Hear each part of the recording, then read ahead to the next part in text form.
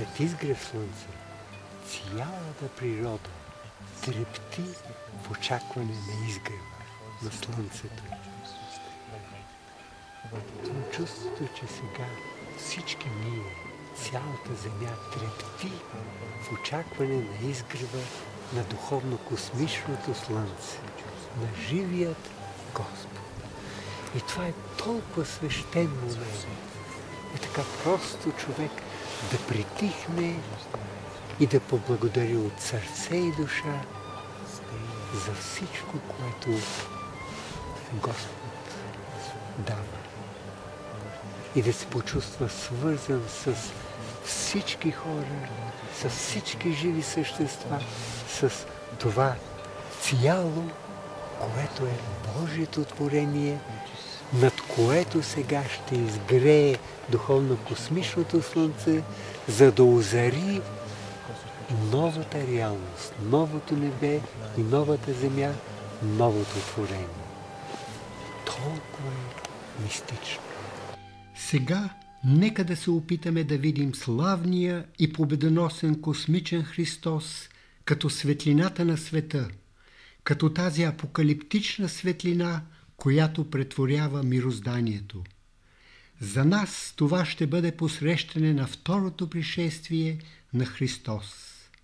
Нека да се свържем с Христос, както свети Йоан свидетелства за Него в Откровението.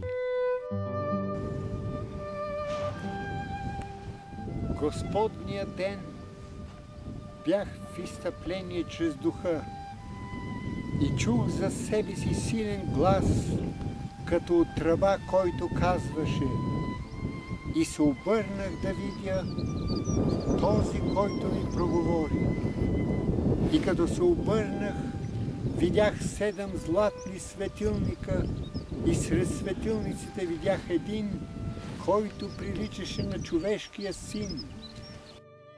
Обични приятели, нека в благоговение и екстаз да съзерцаваме как от духовно-космичното слънце радиира светлината на космичният Христос, изпълваща цялото битие. В същото време нека да видим и нашия обичен учител Бейн Садоно като лъч от величественото духовно-космично слънце. Нека да изникне пред нас и образът на просветления Буда, изпълващ цялото небе, който лъчезари със своята трансцендентна усмивка на състрадание и просветление. Със светлината си нека да засияе и Бог Кришна, за който се казва, че свети по-ярко от милиони слънца. Нека да засветят вълнуващите образи и на много други божествени учители – Моисей, Зороастър, Мухамед, Бабаджи и други. Като лъчи от духовно-космичното слънце да видим и много величествени изяви на Божествената майка. За доктор Леон Москона интегралната светлина на всички божествени учители, персонификациите на мировата женственост и просветлените свързани с тях, която лъчи от духовно-космичното слънце, е реалността на новото небе. Така той интерпретира стиховете от последната глава на Апокалипсиса. Нощ не ще да има вече и не ще имат нужда от светене на светило или от слънчева светлина, защото Господ Бог ги осветява и те ще царуват до вечни векове.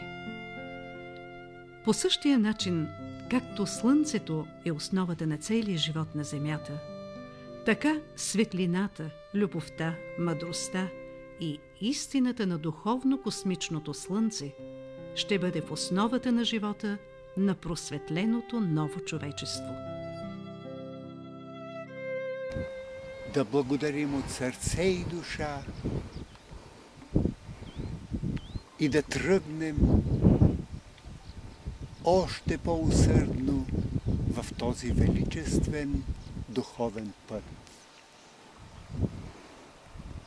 Нека да се приобщим към службата около трона на Господа, където 24-те старци, 4-те митологични животни, безкрайно количество светли същества, цялата духовна иерархия славослови Господа, славослови творението, Неговите дела и човека създаден по образ и подобие Божие. Свят, свят, свят, Господ Бог Вседържител, който бе, който е и който ще бъде.